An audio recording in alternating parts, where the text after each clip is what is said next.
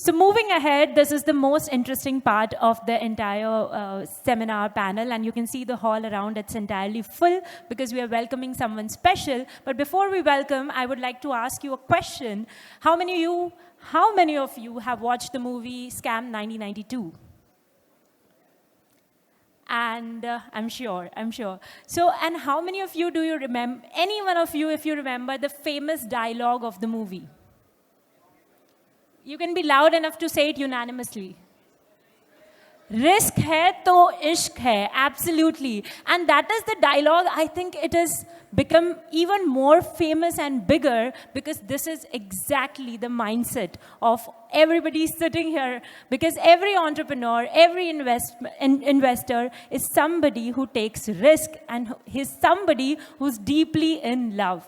So, yes, without doing a further ado, we have the guest arriving very, very soon, and it's my honor to introduce him today. He's an artist who has consistently proven that excellence comes from preparation, discipline, and relentless hard work. From theater to television, from critically acclaimed performances to becoming one of the most respected actors in the country. His journey is a masterclass in persistence. Because success doesn't happen overnight. Sometimes it takes years of believing in yourself more before the world starts believing in you. And that's the lesson every entrepreneur, investor can relate to at the moment. So Surat, are you ready to welcome actor Prateek Gandhi? I think we need more energy.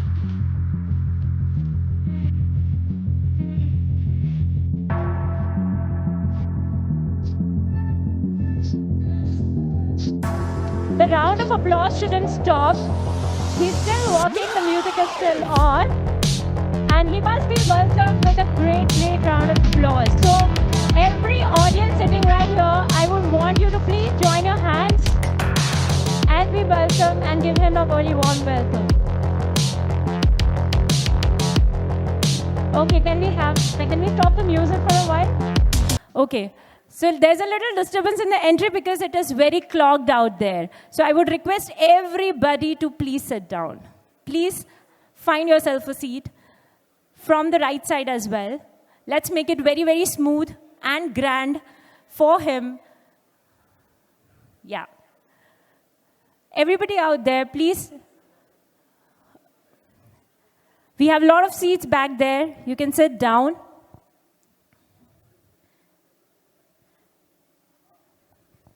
And in no while, we'll be having the actor with us right now. So what is one of the most inspiring, apart from Scam 1992, can you recall of any other movie of Prateek Gandhi that you have watched? Lovely? Oh, Lovely Bhavai. Bayar. Vitthal Tedi.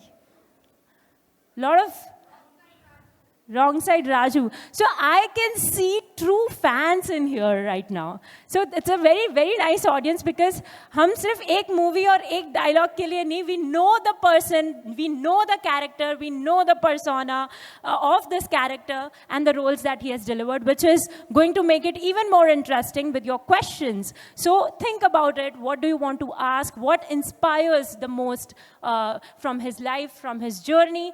And make a note of it in your phone so that you don't miss this opportunity of asking the question to him. So can we do a countdown?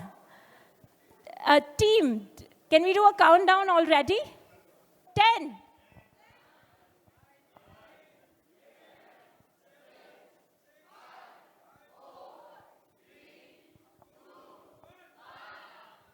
So थोड़ा सा इंतजार और करेंगे because एक छोटे से clip के बाद वो entry करेंगे and let us all have our eyes on the screen as we play the clip. Ready? Yeah. In 2020, one performance broke the internet. But the man behind it, he waited 16 years for this moment. Prateek Gandhi, an industrial engineer from Surat. By day, a corporate job at Reliance. By night, theatre rehearsals. 5:30 a.m. wake-ups, zero recognition for over a decade. 2014, Be Yaar becomes a Gujarati blockbuster. 2016, he quits his job 1 month before Wrong Side Raju releases. Home loan, EMIs, no backup plan. The film wins a national award in 2017. Then came Scam 1992, Risk Hai To Ishq Hai. Overnight, India's most talked about actor, after 16 years of being invisible, from engineer to icon. His story proves one thing: success isn't about arriving fast, it's about refusing to leave. 16 years in the making, now a homecoming. Welcoming Prateek Gandhi at Bharat's leading startup summit, 21/72 Season 5. Wow, a round of applause for that feature presentation.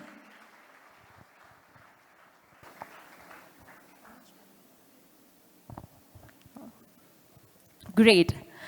Lovely. So anyone of you who would want to share your experience or lesson that you have learned from one movie of Prateek Gandhi? Just one lesson, one movie, one line.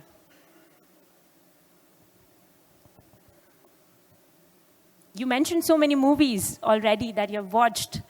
Recall the movie that you have watched. What did you learn? Recall the very famous one, Scam 1992. What's your biggest learning from the movie? Yes, can we have the mic there? Hi.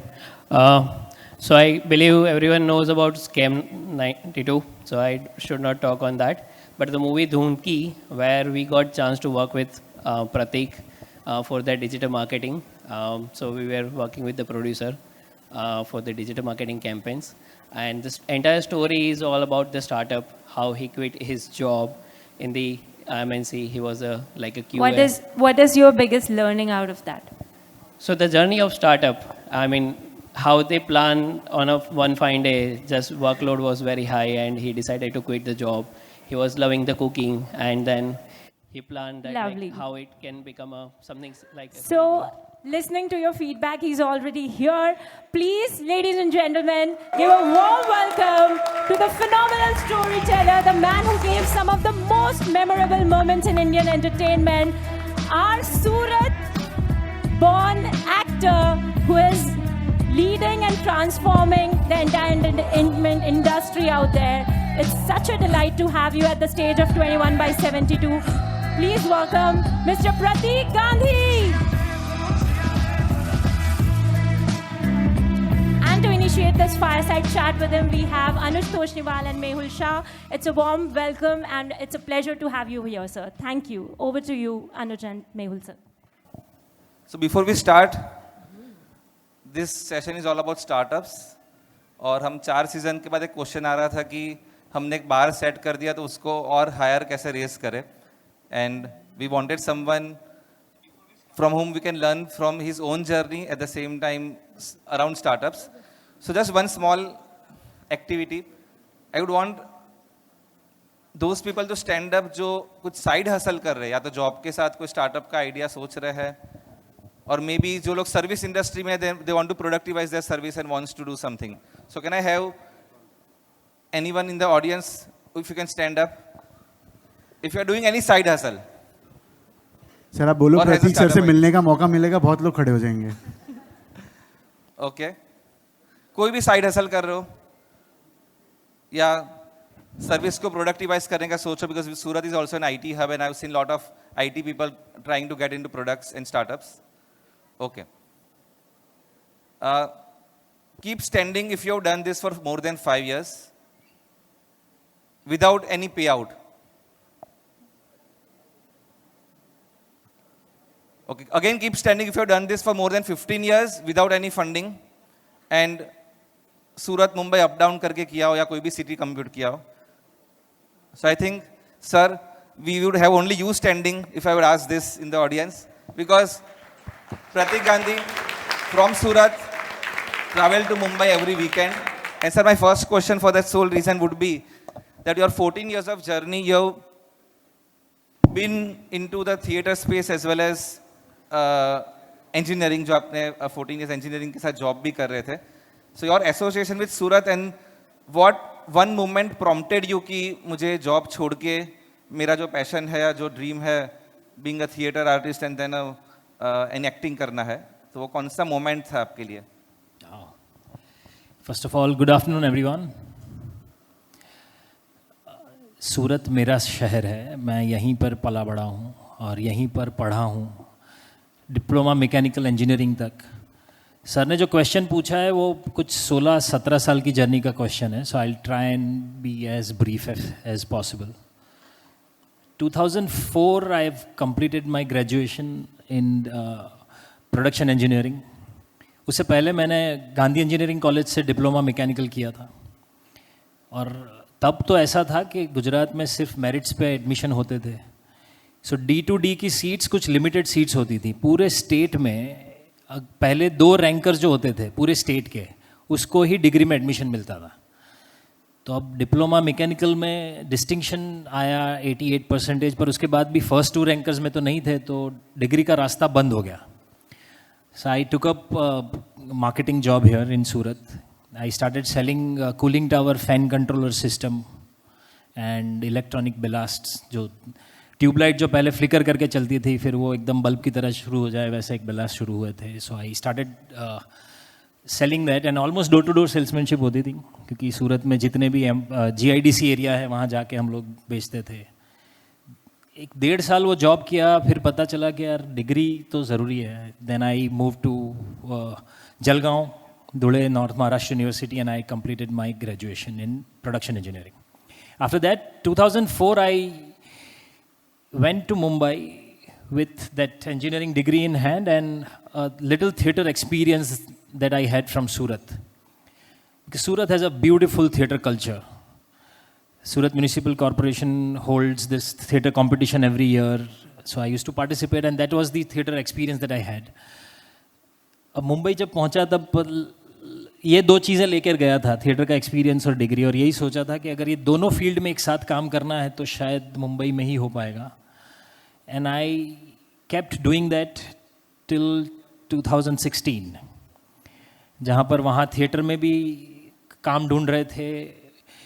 Television shows तब बहुत बड़े हो गए थे, इतने सारे shows हर रोज़ announce होते थे, तो हमको लगता था कि इतने सारे लोगों को मिल रहा है, हमें भी काम मिल जाएगा। पर अब बेसिकली गुजराती आदमी है, तो मतलब हमारे जो बाइसेप्स होते थे वो पंजाब के बाइसेप्स से कभी कॉम्पीट ही नहीं कर पाए यार। तो मैं जितने भी ऑडिशंस में गया टेलीविज़न के लिए, आउटराइट रिजेक्शन। सो टेलीविज़न में कभी कोई काम ही नहीं मिला मुझे। 1-2 लोगों ने ये भी बोल दिया कि यार बाकी सब ठीक है, तुम मतलब एक्टर फिर भी ढंग के हो, पर तुम्हें अमीर नहीं दिखा पाएंगे।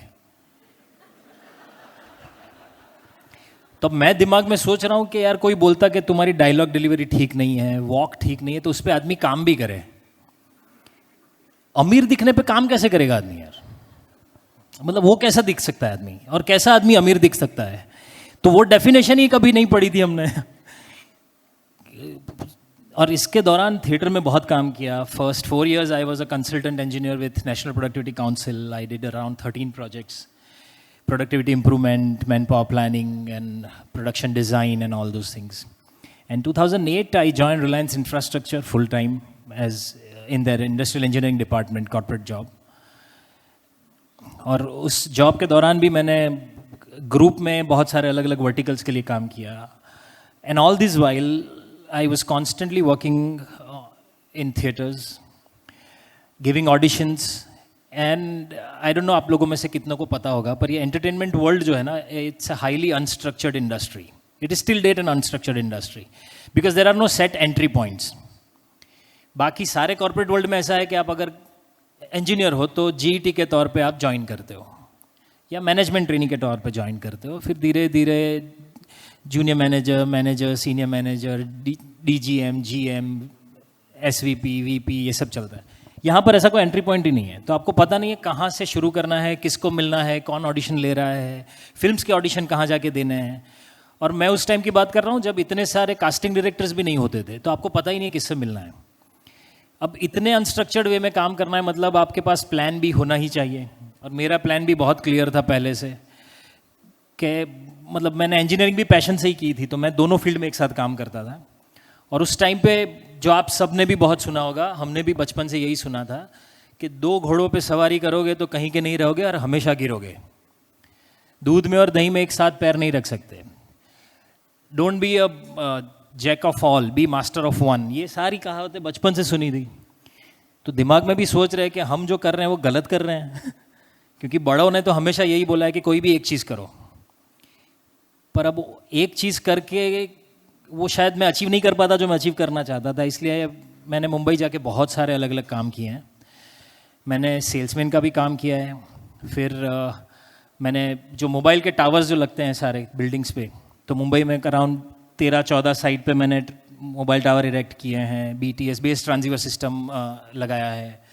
फिर मैं जो birthday parties, corporate gatherings, kitty parties होती थी उसमें मैं कॉम्पेयरिंग भी करता था, बच्चों को गेम खिलाता था, उनके साथ डांस करता था, तो that was also a good income. अब थिएटर से जुड़ी बाकी सारी चीज़ें हम करने लगे कि भाई कहीं पर जाके कविता पठन करना है, कोई बुक लॉन्च हो रही है तो वहाँ चले जाते थे। हमें सिर्फ ये चाहिए था मुझे कि स्टेज पे जाने का मौका मिले, ताकि जो आज 10 लोगों को पता है कि ये कोई एक एक्टर सूरत से आया है, कल 100 लोगों को पता चले, परसों 1000 लोगों को पता चले। धीरे धीरे थिएटर में, गुजराती थिएटर में काम मिलने लगा, फिर हिंदी में 1-2 प्ले मिले, और उधर कॉर्पोरेट जॉब में भी एक के बाद एक प्रमोशंस होने लगे, काम मिलने लगा, क्योंकि वो भी मेरा इंटरेस्ट का सब्जेक्ट था। 2016 एक ऐसा टाइम था जब मुझे लगा कि यार, और उसके पहले पहली गुजराती फिल्म मिली थी, अगर आपने किसी को गुजराती फिल्म किसी ने देखी है तो, बे यार।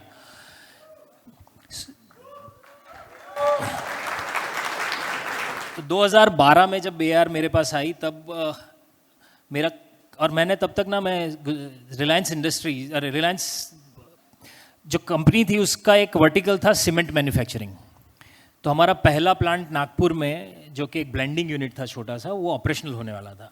अब उस पूरे यूनिट का मैन पावर प्लानिंग मैंने किया है, I was involve right from the beginning. तो ज़रूरी ये था कि मैं प्लांट पे जाऊं और प्लांट हेड के साथ पार्टिसिपेट करके वो प्लांट ऑपरेशन करूं, और तभी ये BR के शूट के लिए मुझे अहमदाबाद जाना था। तो हमने, मतलब इतने सालों जो जॉब की थी उसमें एक भी छुट्टी नहीं ली थी मैंने, यही सोच के कि कभी अगर मौका मिला तो शायद मैं ये छुट्टियां इस्तेमाल कर पाऊँ। तो मैंने जाके एप्लीकेशन दिया कि मैं ऑनलाइन अवेलेबल भी रहूँगा, मैं बीच बीच में प्लांट विजिट भी करूँगा, I just need 20 days to finish this shoot.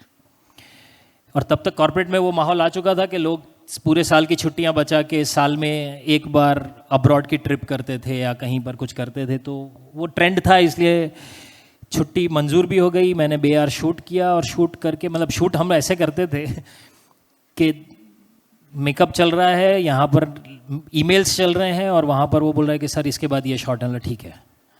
यहाँ मेल किए, यहाँ बात किया, वहाँ शॉट देके वापस आए, फिर वापस प्लांट पे बात कर रहे हैं, फिर वापस ये कर रहे हैं, जैसे तैसे करके वो शूट खत्म हुआ।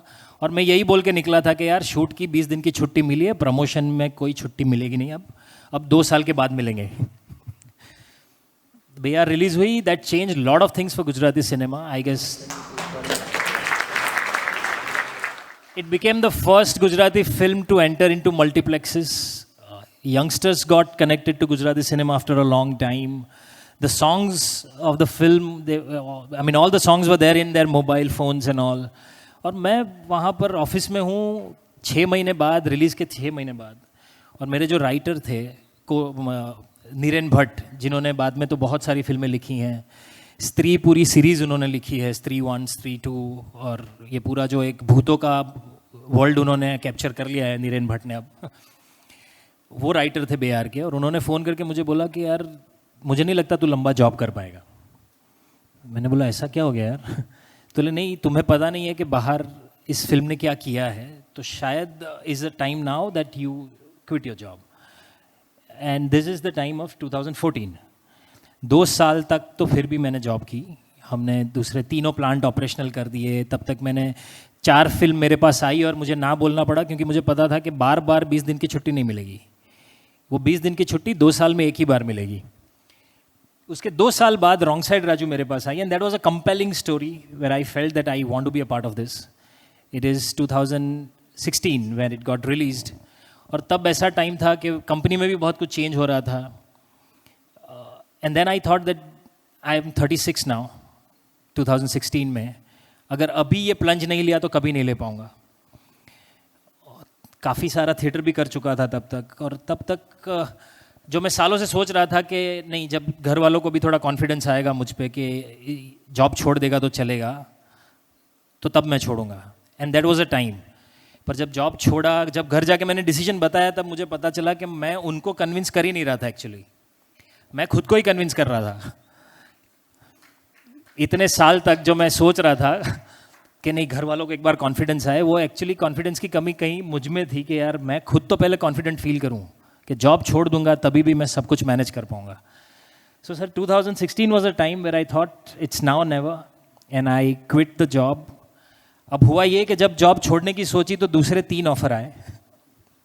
एक कंपनी के अंदर से ऑफर था, दूसरा one of the big 4 consultancies which would require me to go abroad. 1.5 साल का प्रोजेक्ट था कंसल्टेंसी का, और दूसरा एक दूसरी सीमेंट कंपनी से था। तो भगवान भी उसी टाइम पे सोच रहा था कि अभी देखते हैं तुमको सच में पैशन है क्या। बट देन आई थॉट कि ये कर ही लेते हैं, कुछ तो ढंग का कर ही लेंगे। So September 2016 was my last month in office. उसके बाद 4 गुजराती फिल्में की, and 2019 we started shooting for Scam. तो जब हम ओवरनाइट सक्सेस कहते हैं, I think this is the overnight success की बात करते हैं हम। Over to you Anuj. Pradeep भाई, आपने bringing it to the startup industry के साथ अब थोड़ा सा रिलेशन बना था यहाँ पे। जब आप गुजराती थिएटर्स कर रहे थे, स्टार्टअप की लैंग्वेज में ना उसको हम बोलते हैं सैम, सर्विसेबल एक्सेसिबल मार्केट। हमारा वो बॉलीवुड मेन स्ट्रीम मीडिया जो हमारा टैम है, उसका एक बहुत छोटा सा हिस्सा है, ठीक है। तो आज हमारे पास यहाँ पे बहुत लोग होंगे जो शायद टियर 2 के हैं, टियर 3 के हैं। उनको ऐसा लगता है वो टियर 1 तक पहुँच ही नहीं पा रहे, या वहाँ के इन्वेस्टर्स तक वो रीच नहीं कर पा रहे, या टियर 1 वाले लोगों को बिलीफ सिस्टम नहीं आ रहा उनके ऊपर, जो शायद गुजराती थिएटर में आपको शायद मेन स्ट्रीम से फेस हो रहा हो, probably on a similar level. तो how does that shift happen कि यार you are a very big name but in a very small pond. The Gujarati theatre unit is comparatively still a very small pond, जो tier 2 या tier 3 के capacities में हम आज बात कर सकते हैं इन टर्म्स ऑफ स्टार्टअप। तो how do you get that encouragement और दैट बिलीफ कि यार ये जो आपने बताया, अपना जो प्लंज बताया, ये what is that courage that brings that to you? मेरे लिए ये ना पूरा गेम पैशन का है, और जहाँ पैशन की बात आती है ना, वो everything is driven by your gut feel. So gut feel का ऐसा है कि वो गट फील भी कोई मतलब मुझे नहीं लगता कि आदमी पैदाइशी वो गट फील लेकर जीता है। Gut feel comes with life experience. Now as what you said, theatre बहुत ही छोटी कम्युनिटी है। अब उसे 2 तरह से देखा जा सकता है कि थिएटर की रीच लिमिटेड है, बहुत ही कम लोगों तक मैं एक साथ पहुंच सकता हूं। एक शो में ज़्यादा से ज़्यादा 250, 300, 800 लोग देखेंगे, जबकि फिल्म रिलीज होती है तो पूरे देश में पहुंच जाती है, या शायद वर्ल्ड वाइड पहुंच जाती है। पर होता क्या है कि दूसरा नज़रिया ये है कि ये बहुत ही एक्सक्लूसिव कम्युनिटी है। So theatre actually taught me to reach out to exclusive mass, exclusive customers.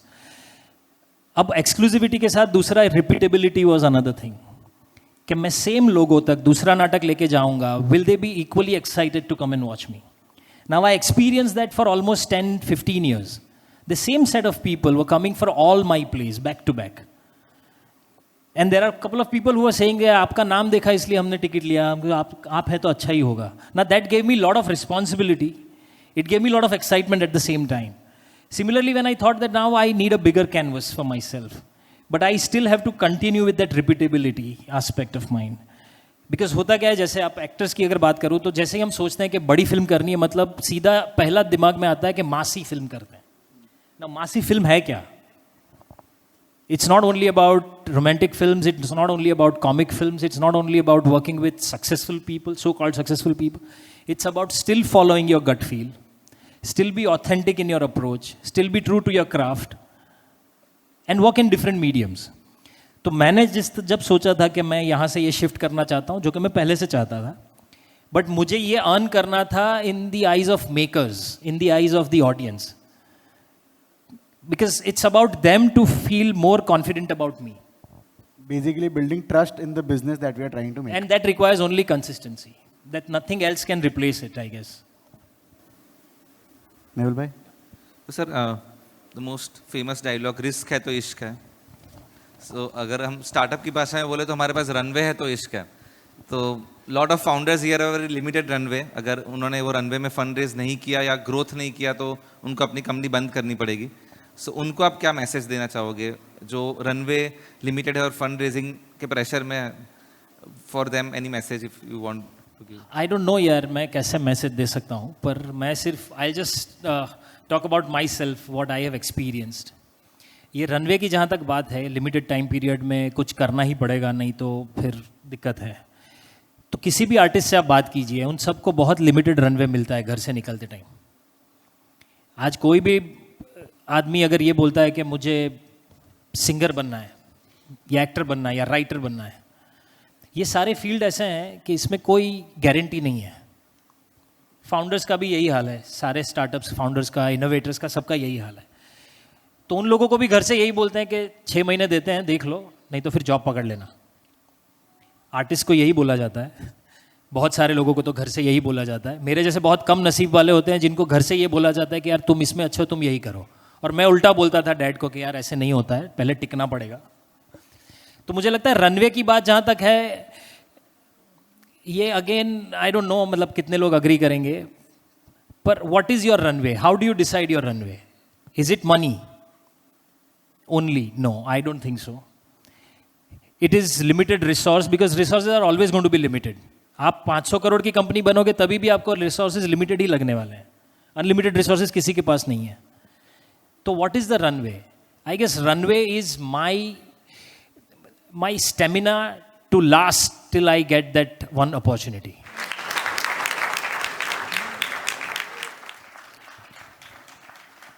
क्योंकि मैं मुंबई गया था, मुझे किसी ने नहीं बोला था कि देखना 4 महीने में या 4 साल में 8 साल में तुम्हारा ये मौका आने वाला है. अब मेरा ये था कि मौका जब आएगा तब आएगा, पर तब तक टिकना जरूरी है. टिकते हुए अपने आप को इम्प्रूव करना जरूरी है, बार बार खुद को प्रूव करना जरूरी है, और कॉन्स्टेंटली मुझे गेम में रहना जरूरी है with physical and mental wellbeing. ये किसी ने लिख के नहीं भेजा था, ना किसी ने मुझे घर पे आके बोला था कि तुम अच्छे हो, तुम ये करते रहना, कभी ना कभी कुछ अच्छा होगा. तो self doubt is an integral part of it. Every time after few months you think मैं सही कर रहा हूँ क्या? फैमिली का जो टाइम है वो मैं सुबह जाके रिहर्सल में दे देता हूँ, बाकी पूरा दिन ऑफिस में होता हूँ, ना छुट्टी ले रहा हूँ, ना कुछ कर पा रहा हूँ. Is it right way? Is it right life? But then there is something within you was always telling me that this is it. अगर करना है तो यही रास्ता है. बहुत सारे लोग ये भी बोलते हैं सर कि you burn those bridges once you cross, so there is no looking back. एक ही दिशा में चलना है. मुझे ये लगता है कि keep building multiple bridges. जितने बने उतने ब्रिजेस बनाते जाओ ताकि आप हमेशा क्रिस क्रॉस करो, बट अल्टीमेट गोल तक पहुंचने की जितने ऑप्शंस हैं ना वो सारे ऑप्शंस खुले रखने चाहिए. सो रनवे मुझे लगता है एक नोशनल चीज है अपने दिमाग में. आर्टिस्ट की लाइफ में हम यही बोलते हैं कि भगवान मौका तभी देता है जब आप 100% तैयार हो. तब तक मैं क्रिप कर सकता हूं कि यार मुझे मौका नहीं मिला, बाकी मैं भी ये कर सकता था, वो भी कर सकता था, सब सही है, पर मैं तैयार नहीं था, इसलिए शायद वो मौका मुझ तक नहीं आया था. So this is how I have defined runway in my life and that has helped me. So I can say that we can redefine runway, we can increase the runway. भले आप पाइवट करो, भले आप cash burn को control करो, but वो stamina को बनाए रखो.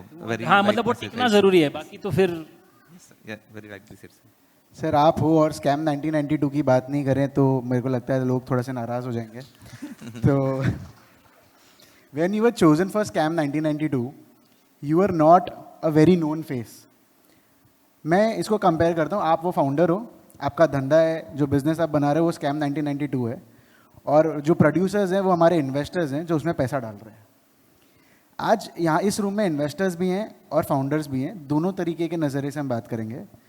फाउंडर को लगता है, जब आप ऐसा होता है कि यार आप किसी इंसान से मिलते हो एज एन इन्वेस्टर, जब वो फाउंडर से मिलता है उसको लगता है भाई ये वाइब तो बहुत बढ़िया है, इसका बिजनेस भी बहुत अच्छा है, कर लेगा ये बिजनेस, चलो अभी नया नया चालू किया है, आइडिया अच्छा है, and I believe in that person. और लोग बोलते हैं यार मैं कमिटमेंट देता हूँ, MOU साइन होता है, बट शायद जब चेक मांगने जाते हैं ना वो चेक नहीं आता इन्वेस्टर का. अगले हफ्ते मिलेंगे, अपॉइंटमेंट स्केड्यूल होती है and that follow up keeps on going, but शायद वो कन्वर्ट नहीं होता क्योंकि वो प्रोड्यूसर को भरोसा नहीं हुआ कि शो चलेगा कि नहीं चलेगा. And he's not wrong. He is into the business of making money. From a founder POV उसको क्या बदलना चाहिए जिससे एक अर्ली स्टेज पे वो प्रोड्यूसर या वो इन्वेस्टर उसके उस पिक्चर में या उसके उस शो में इन्वेस्ट करे. And from the investor's perspective how do you take that call. मतलब आज कोई मुझे बोलेगा कि यार अनुज भाई मेरे बिजनेस में आपको 1 करोड़ रुपए डालने हैं, मेरे को आदमी अच्छा लग रहा है, बिजनेस अभी उसने चालू नहीं किया है, how do I decide whether वो इश्क मैं उस रिस्क से इश्क करूं कि नहीं करूं जो वो इन्वेस्टर के पास आ रहा है.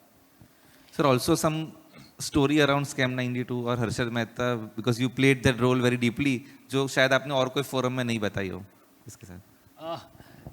So I'll take your question first, sir. कि जब ये होता है, ये हमारे साथ तो बहुत होता है सालों से. मतलब आप एकदम ऐसा ही है where we've gone, we've given in auditions और ऑडिशन के बाद बोलते हैं कि हाँ हम आपको बताएंगे.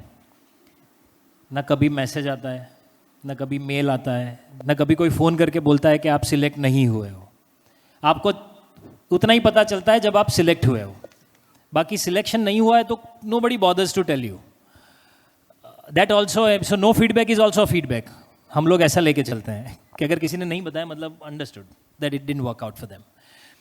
पर slowly हमें पहले बहुत सेल्फ डाउट होता था कि यार 10 ऑडिशन दिए, 10 में से एक में भी सिलेक्ट नहीं हुए, इतने बुरे हैं क्या.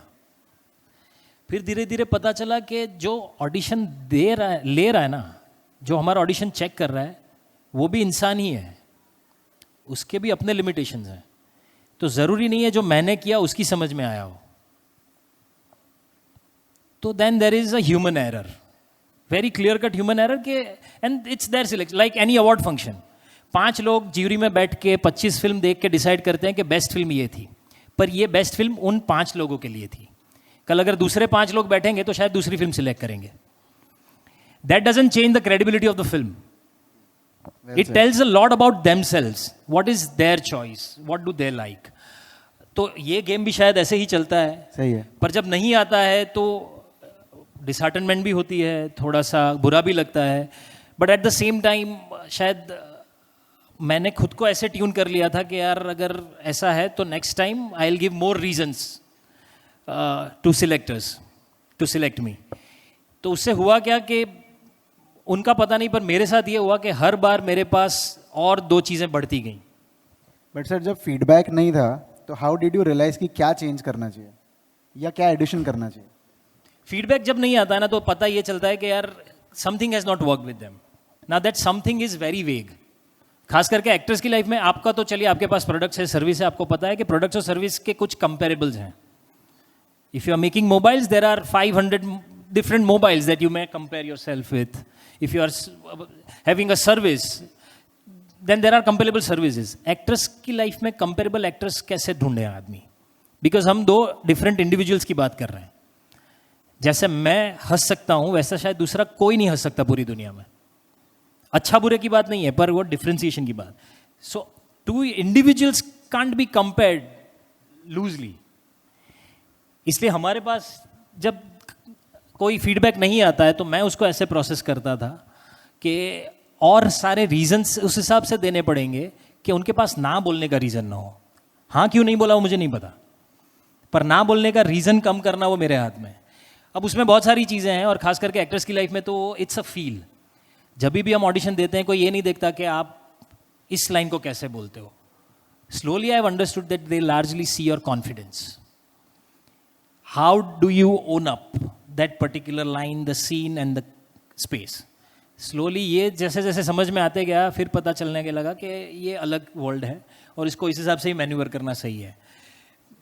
पर स्कैम की जैसे स्कैम के साथ क्या हुआ था कि जो रिस्क है तो इश्क है, ये लाइन शायद हंसल मेहता ने सबसे पहले समझ ली थी.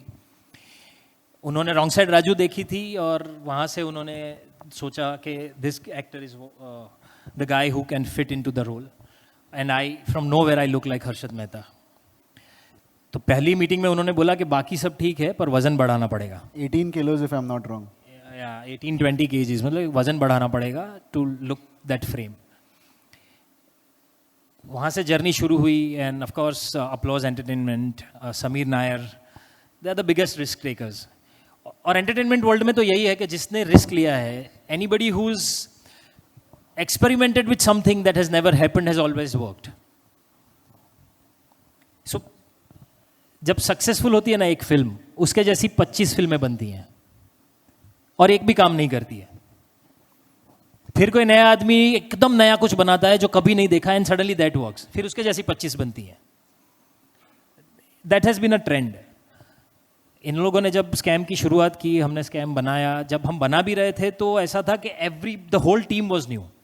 Hansal Mehta has created some masterpieces before that, but still he was also looking for that mass appreciation, something that can put him on national international platform. मेरे लिए तो मेन स्ट्रीम का सबसे पहला और सबसे बड़ा प्रोजेक्ट ही वो था. स्कैम बनाया हमने. जब स्कैम खत्म हुआ तो 5 मार्च को खत्म हुआ, 15 मार्च से तो लॉकडाउन लग गया था. और हम लोग सोच रहे हैं कि यार अब ये लॉकडाउन शुरू हो गया, अब ये खत्म कैसे होगी फिल्म, बनेगी कैसे, एडिट कैसे होगा. सब कुछ ऑनलाइन हुआ एडिट के बाद, और 9th October 2020 scam released, and precisely in 12 hours our lives changed. जितने भी लोग इन्वॉल्व थे स्कैम के साथ, सबकी लाइफ चेंज हो गई सिर्फ 12 घंटे में. और 12 घंटे में हुआ ये था कि 10 एपिसोड हैं स्कैम के, सिर्फ 9 एपिसोड अपलोड हुए थे. एक टेक्निकल ग्लिच की वजह से 10वां एपिसोड अपलोड ही नहीं हो पाया. वो दूसरे दिन अपलोड हुआ, कुछ 8-10 घंटे बाद. तो इतने सारे लोगों ने सिर्फ 9 एपिसोड पे उसका रिव्यू करके डाल दिया था. लोगों को लग रहा है कि अभी पार्ट 2 आएगा और ये, और हम लोग सोच रहे हैं कि ऐसा कैसे लगा कि पार्ट 2 आएगा यार, क्योंकि वो तो कैरेक्टर ही मर जाता है आपका 10th में. फिर पता चला कि 10वां एपिसोड रिलीज नहीं हुआ है. और लाइफ ऐसे चेंज हुई कि then I guess everybody started talking about overnight success, overnight success, overnight success. और ये लॉकडाउन का टाइम है, तो मैं तो दूसरे दिन से 1.5 महीने तक घर के एक कोने में हाफ पैंट और टी शर्ट पहन के, ऊपर शर्ट चेंज कर रहा हूँ, टी शर्ट चेंज कर रहा हूँ, दिन के 8-8 इंटरव्यू दे रहा हूँ लैपटॉप के सामने बैठ के. तो हमें पता ही नहीं है कि दुनिया में चेंज क्या हुआ है एक्चुअली. मेरी बेटी तब 8 साल की थी. उसने मुझे पूछा कि पापा what happened, why everybody is interested in you. Because उस बच्चे ने मुझे हमेशा से देखा है स्टेज पे एक्टिंग करते हुए, दूसरी फिल्मों में एक्टिंग करते हुए. So she said, you were always an actor. What suddenly happened? What changed? And that actually made me think, what changed? So nothing changed for me. What changed is for the audience. And as we were talking, suddenly you see success in their eyes. मुझे लोगों ने पूछा कि sir आपको ये success कैसी लग रही है. मुझे लगा, मैंने यही बोला कि यार मुझे वो सक्सेस तब फील हो रही है जब आपकी आंखों में दिख रही है. क्योंकि मैं सालों से यही कर रहा था, यही करना चाहता था, और ऐसे ही था. सडनली आपका नजरिया चेंज हो गया मेरे प्रति. Suddenly people started feeling more trust. Very well said. So that changed the whole game, and people started talking about overnight success. 1.5-2 महीना, 3 महीना, 6 महीना मैंने सुना ओवरनाइट सक्सेस. और मैं सोच रहा था कोई कभी जब पर्सनली पूछेगा ना तो जवाब दूंगा कि ओवरनाइट सक्सेस क्या होता है यार. I mean you can't just right of whatever I was doing for last 16 years. So we were called in KBC, कौन बनेगा करोड़पति. बच्चन साहब ने पूछा कि प्रतीक जी हमने सुना ये पूरे सब लोग बोल रहे हैं कि overnight success and how do you feel. मैंने बोला ये सही प्लेटफॉर्म है यार. तो मैंने बोला कि सर ओवरनाइट सक्सेस अगर है ये, तो this night was 16 years long.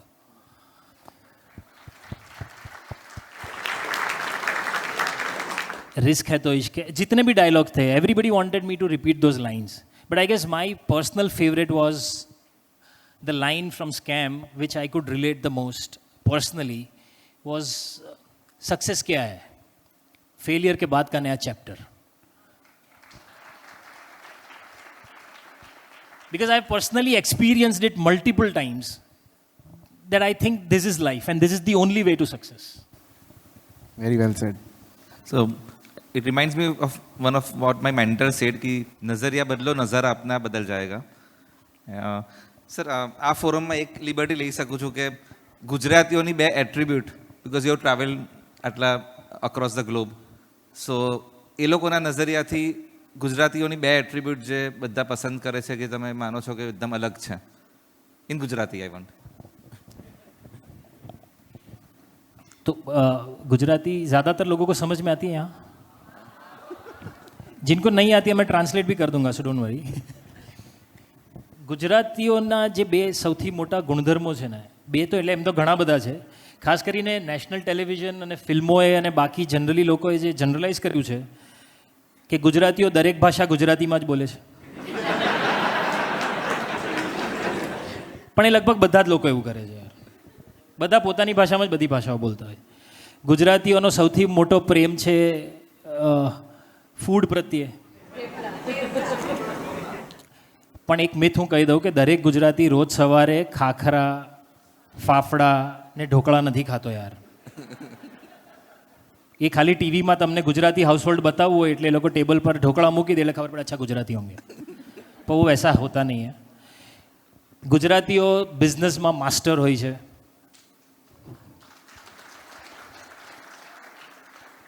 એટલે હું મુંબઈ ગયો ને ત્યારે બધા એ જ પૂછ્યું હતું કે આપ લોग तो गुजराती लोग हो यार, आप तो मतलब बिजनेस. अब मैं मन में सोच रहा हूँ कि कैसे बोलूँ कि मेरे खानदान में सारे टीचर्स थे यार. तो आप नॉन गुजराती को कैसे बताओगे कि I come from a family of FD. वो पूरे साल में दिवाली पे किसी ने 150 दिए, बर्थडे पे मिले, वो जो 2000 रुपये इकट्ठा हुए थे वो भी डैड ने बोला था कि एफडी कर दो. तो हम लोग एफडी वाली फैमिली से हैं. तो हमारा ऐसा, हमारी फैमिली का तो बिजनेस से दूर दूर तक कोई लेना देना नहीं था. तो ये सारी बहुत सारी मिथ है गुजरातियों के लिए, पर मुझे लगता है कि गुजराती बहुत ही साहसिक लोग यार. सो साहस की जो बात है ना, रिस्क टेकिंग एबिलिटी की जो बात है ना, वो मैंने गुजरातियों में बहुत देखी है. And I am not talking only from Gujaratis from Surat, from all over. And that I guess makes it a very, very strong community that way. And the sense of community that Gujaratis have is another superpower that they have. So these two things, I guess, I've always admired about Gujaratis. अभी इसे startup industry में ना एक word है जो बहुत चलता है, हसल. आपने बताया scam 1992 made you an overnight success, जैसे you rightly mention, and the night was 16 years long. आपने अभी एक टाइमलाइन अभी तक आपने you have been very polite, आपने शेयर नहीं किया. आप सुबह 5 बजे उठते थे, 5 से 10 तक आप थिएटर के रिहर्सल्स करते थे. 10 o'clock used to go to your job, used to come back और 6 or 7 आप फिर वापस थिएटर के रिहर्सल्स करते थे. Used to come back home at night at 10 again, 9 or 10 again. That's approximately 17 to 18 hours a day for 16 years. That is the hustle that people should know about. ठीक है. And now what happens sir कि कोई startup founder जब जो है उसको लग रहा है कि मैं काफ़ी सालों से मेहनत कर रहा हूँ, मेरी कंपनी बड़ी हो रही है एंड मेरे को इन्वेस्टिंग चाहिए, या मेरे को पाइवट करना है, या मेरे को कुछ और करना है, that I am not able to understand why things are not working out for me. तो शायद जब आप गुजराती थिएटर कर रहे थे आपको एक सेल्फ डाउट आता होगा काफ़ी टाइम तक, यार इतने साल हो गए, तो you must be going to your friends family, यार मैं सही तो कर रहा हूँ ना, वो बड़ा ब्रेक कब मिलेगा, मैं कितने साल ये और करूँगा. If that would have been the vision for the mainstream हमेशा रहा होगा.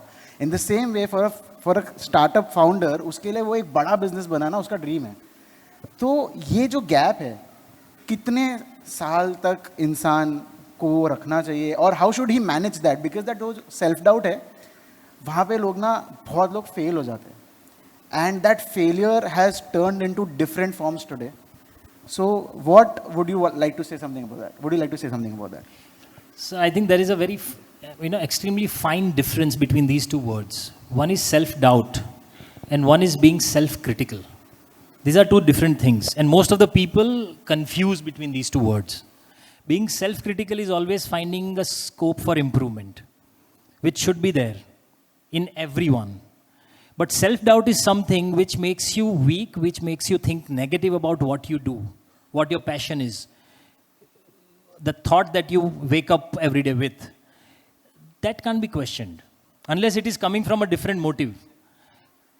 So, मैं entertainment world की बात करूँ तो बहुत सारे लोग ऐसे भी होते हैं जो ये सोच के आते हैं कि मुझे भी ऐसा फेम चाहिए, मुझे भी ऐसी गाड़ी चाहिए. Now that can't be a starting point for an artist to get into this field.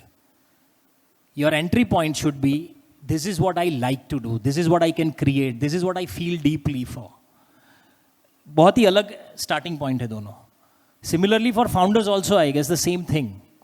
Why are you doing this? if why is clear, rest everything fall in place is what I personally But when experienced. things don't fall your way for a very long time, sir, 2 साल, 3 साल, 5 साल, 7 साल, आजकल के time का जो attention span है, जो लाइफ स्पैन है, जो इमोशनल स्ट्रेंथ है ना, वो बहुत कम हो गया है. Is what we see in news and is what we see in papers. That the burden of failure, the burden of not getting that success, कि यार मैं 10 साल से एक ही चीज़ पे लगा और मैं क्रैक ही नहीं कर पा रहा उसको. That brings that मतलब वो जो सेल्फ डाउट को जो और स्ट्रेंथन करता है and the fear of failure that is there. So how do you cope up, or what would you like to say that how should one cope up with something like that? Again the same thing यार. Fear of failure का तो ऐसा है कि जिस दिन आपको success मिली ना, उस दिन सबसे पहला फियर ऑफ फेलियर ही आपके पास वापस आएगा कि अभी ये सक्सेस मिली, इसको कैसे पकड़ के रखूं, ऐसा मैं क्या करूं ताकि ये चला ना जाए. And the moment you get pass through it, you are absolutely free, ready to make new mistakes. So I think making mistakes is not a problem. Making same mistake again is a problem. Everybody should be allowed to make mistakes, but new mistakes every time.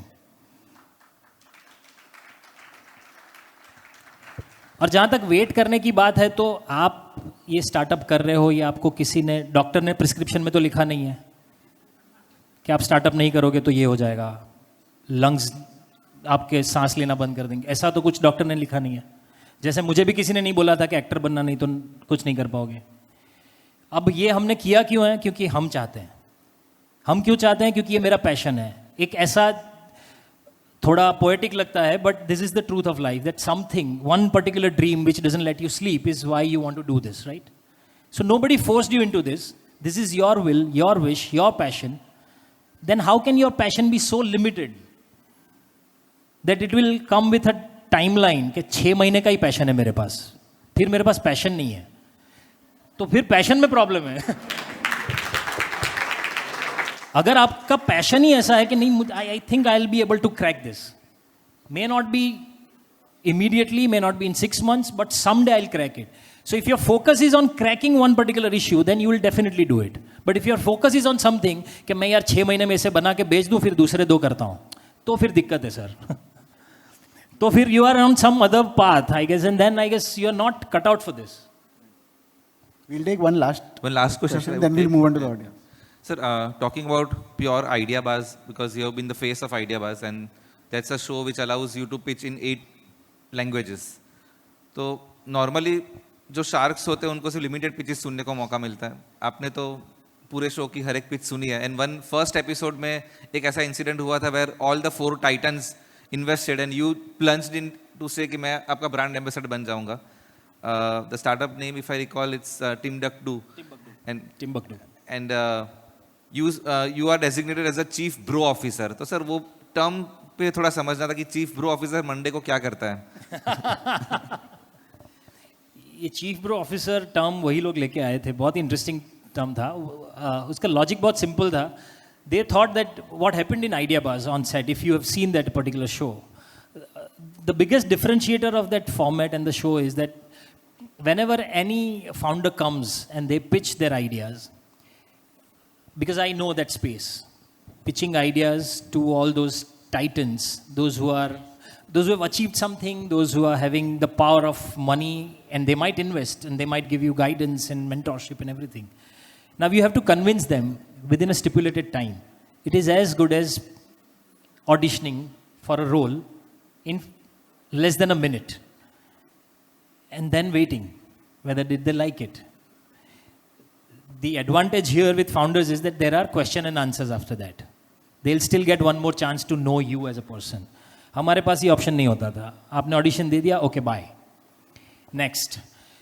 So there is a difference. Now the only biggest differentiator is that I wanted to be with founders during the pitch or after the pitch, just to give them that comfort that you say what you feel, because you are the master of your product and your service. Nobody knows your service, your product in a better way than you. Even titans, they might have business knowledge, but not about your product. So you take that position, have that faith, have that courage, and just speak. Utna hi mera role tha actually. Now I guess that translated well, and that's the reason they came out with the chief bro officer. Ek aisa chahiye hame, somebody who's a brother figure, who can actually guide you, who can help you maneuver with this confusion of many and select the better way. So Monday को bro officer यही करता है जो वो Sunday को करता है. He just chills with brothers and sisters. I think we'll move on to the questions from the audience. So I would suggest जो हमने मिस कर दिया ऐसे क्वेश्चन Start दिया है there. and keep the question short. Can you pass the mic there, please? Yeah, Pratik bhai, hi, Vinit Mittal here. Anuj and Mehul bhai been very close friends. So he has been into the Kalke Crorepati show as a jury. We have heard a lot about your journey till I think 2020 and the struggles behind it. But now, like 6 years post that superstardom and success, and how is it the life now that you have and the goals forward that now you are very clear कि मेरे को ये चीज़ करनी है and you don't have the past struggle of juggling between दो घोड़ों पे सवार and all that, and now continuously being compared to Scam 92. First of all, because that is going to be like the epitome of until now, and you always have to then maybe reinvent, and not necessarily in terms of the success of the project itself, public को कितना पसंद आएगा, क्या कितना कमाएगा, but even for your own personal achievements, you would like to reinvent. आपने बोला कि आपको ये story पसंद आ रही है and all. How do you think now and see yourself say 10 years ahead, 20 years ahead? And just 1 minute more, we have been seeing a lot of what do you call burnouts or whatever, recalibration or rethinking of my life choices. I now have the luxury of rethinking. मेरे को अब पैसे का burden नहीं है. I have now a decent amount of success. We have been seeing announcements from say Zakir Khan or Arijit Singh or so on. I'm talking about this entertainment world, but it's happening even in the business community. So your thoughts on all of this? Of course. So what changed after Scam? As I said, the biggest change that came in the eyes of people, those who were closer to me, those who were far to me, those who were watching me and judging me constantly. Suddenly I saw a lot of trust in their eyes. And that was the biggest change that I have experienced.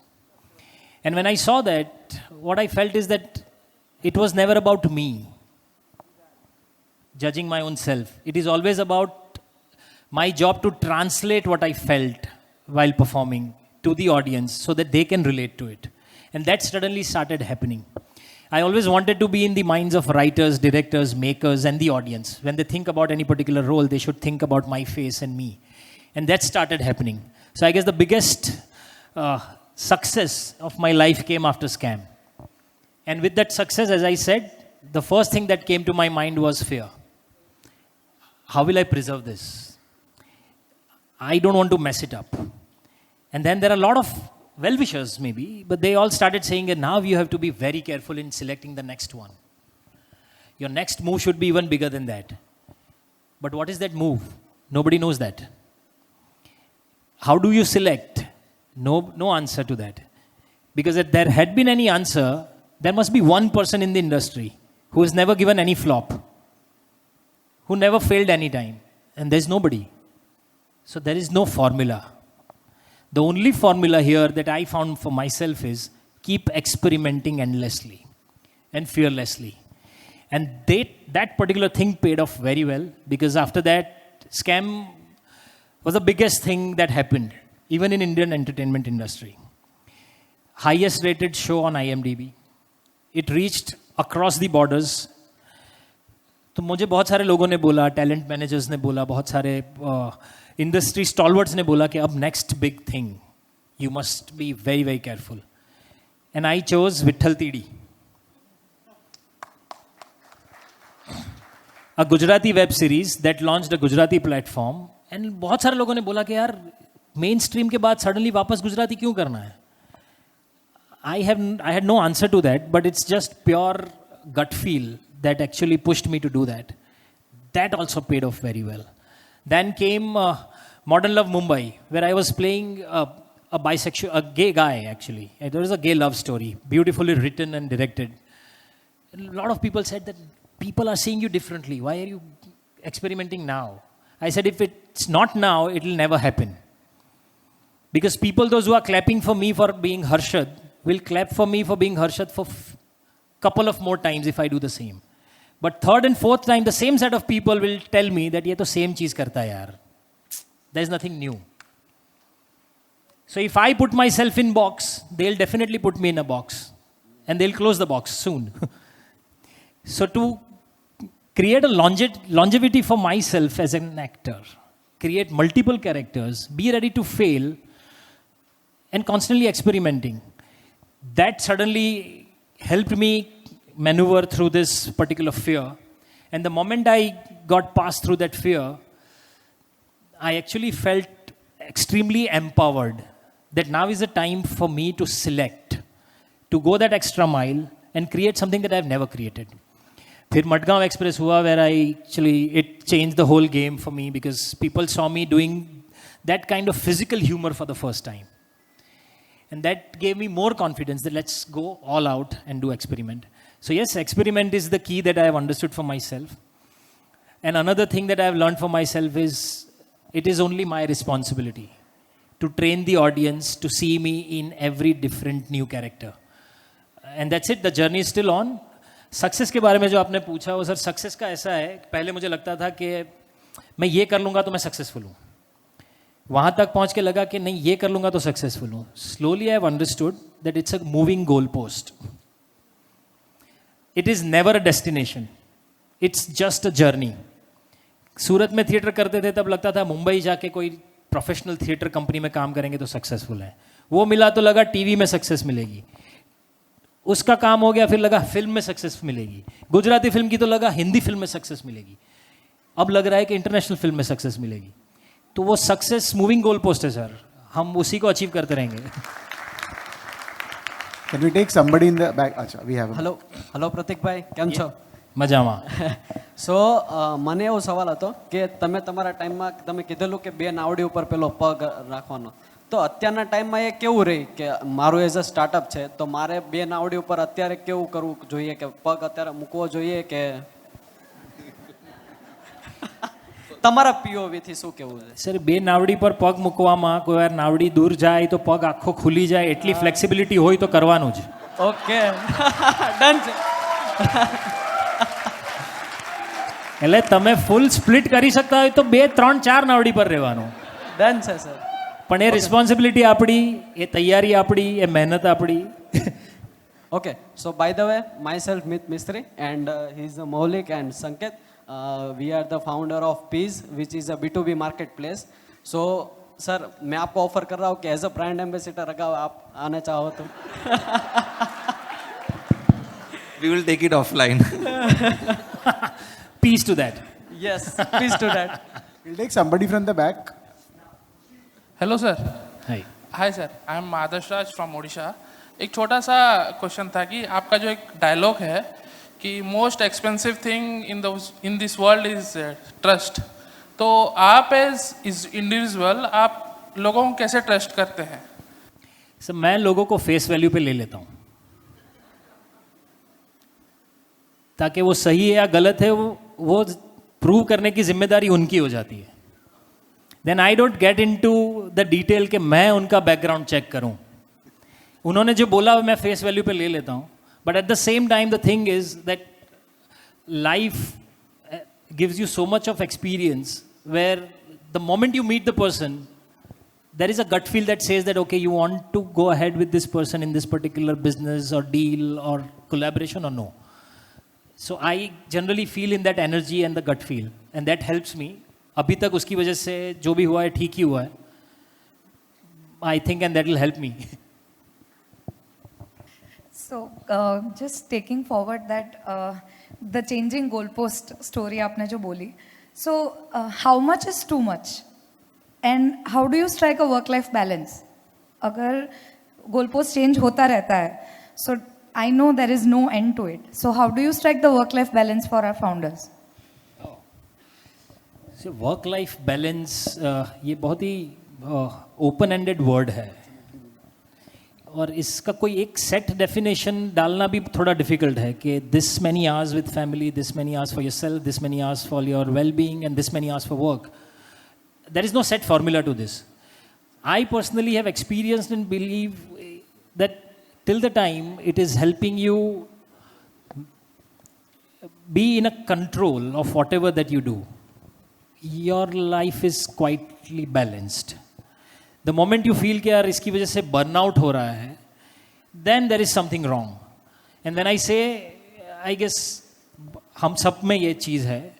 And I'll just take this example of workouts.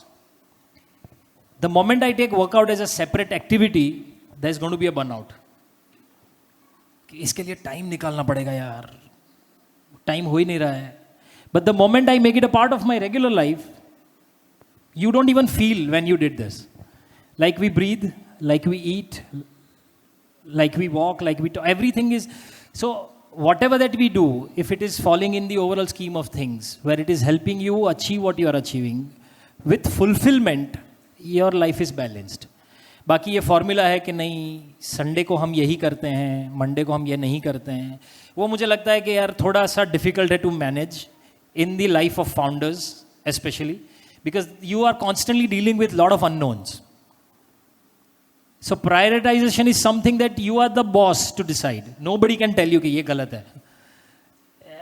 At least that is helping me. मुझे बहुत सारे, जैसे आपने भी पूछा था अभी कि वो बहुत सारे professionals हैं जो now they are talking about early retirement. Recently in one of the round tables also I was asked that do you ever get that feel and fear that you might fall out of love from your passion? I said that's the scariest thing to think about. वैसे she is my wife and maybe the question is directed to me about work-life balance then. And I think my answer helped you, right? Yes. So she was expecting something else. Sir, आपने international market की going international, you talked about it right now. I don't think a lot of people know this, but you are working on a project called the Gandhi Project, which parallels with your name as well. Your wife is actually playing your wife's role in that project. And it is at the TIFFs, if I'm not wrong, recognized. How does going international feel now? Extremely fulfilling. Extremely excited about this project. So Gandhi is, I guess, India's first ever long format storytelling on Gandhi, Mohandas Karamchand Gandhi, and his entire life in detail, which we have never seen. Because most of us, we have seen and talked and read about Mahatma, not Mohan, who actually made Mahatma, who was like one of us. He was constantly struggling, constantly exploring, constantly failing, fearful, and then still he could create Mahatma. So that's the whole thing about Gandhi. और ये गांधी पे पहली ऐसी full fledged web series है जिसके 3 part होंगे. First part हमने shoot कर लिया है, and it is India's first series to be selected in TIFF, Toronto International film festival last year. My wife is also an actor, and she is still, searching for that one big break. And I guess Gandhi is that one big break where she is playing Kastur's character, and it is for the first time that we get to work together. That's amazing. Sir, last question, and then we'll wrap it up. आपने life में sales से चालू किया था. बहुत founders है जो आप इन्वेस्टर्स के सामने पिचेस करते हैं. They have that sales segment. Sales की दुनिया का, मेरे को ये क्वेश्चन पूछते हुए थोड़ा डर लग रहा है, बट सेल्स की दुनिया का सबसे पुराना क्वेश्चन है, sell me this pen. Pen तो नहीं, but can you sell me this sunglasses? I just want the founders to understand how they should pitch.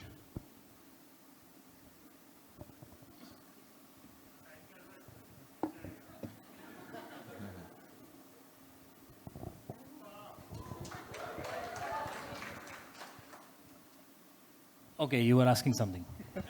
I think you've answered that without saying anything. Sir ये sales का ऐसा है कि आज अगर मैंने ये पहना तो शायद लोगों को लगे कि क्या पहना यार ये ऐसा, बट ये आज सेम सवाल आपने अगर मुझसे 15 साल पहले पूछा होता तो मुझे इस पर बहुत मेहनत लगती थी. मुझे इसके टेक्निकल एस्पेक्ट से लेके, इसकी यूजेबिलिटी से लेके, इसकी क्वालिटी से लेके बहुत कुछ बोलना पड़ता था. So I guess founders know how and when to use what, because you have best of the tools about your product, and that's what I have done now. That has helped me also now. अभी पहले ऐसा था कि कौन प्रतीक गांधी, कहाँ से आए हैं, अच्छा एक्टर हैं, तो ऐसे तो मुंबई सेंट्रल पे रोज़ 5,000 लोग उतरते हैं, तो आप में क्या नया है, फिर आप बोलना शुरू करते. अब ये हुआ है कि लोगों ने आपका काम देखा है, ट्रस्ट बिल्डिंग के लिए जो 16 साल लगे हैं, that has started paying off now, I guess.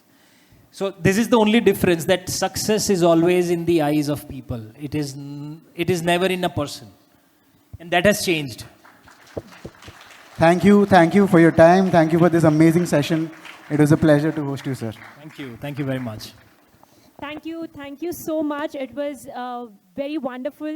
The audience is inspired, moved, and they are carrying so much today with themselves, I'm sure about it. And I would request other founders of IVY Growth Associates, Pratik Toshniwal, Rachit Podar, and Sharad Todi, to please join Anuj and Mehul sir on the stage for felicitating Pratik Gandhi here.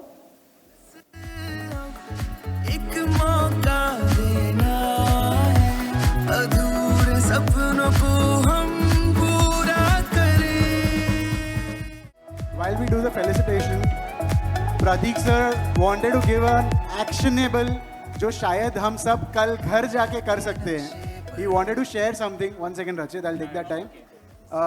Pratik sir wanted to give an actionable to the room जो शायद आप as founders या investors कल से घर जाके practice करोगे तो शायद it might make a difference to your life. So I don't consider myself as a guru or a champion who can guide so many founders and innovators. But I'll just share something from my life experience. That one particular change in a thought process helped me a lot. And I think you can try. Let's just stop complaining for next 21 days about anything that you see. Wonderful, wonderful. Because the moment mind stops complaining, it will start thinking about solutions, it will start thinking about innovation, it will start thinking about being a part of it and solving it. And the moment you complain, you are actually putting it on others. So we take ourselves away from it. And that change in a thought process can put a world in a different light altogether. So you all can try that. Absolutely, sir. Thank you so much. That is a wonderful practice, and I think it's the biggest takeaway that we are having today. Yes.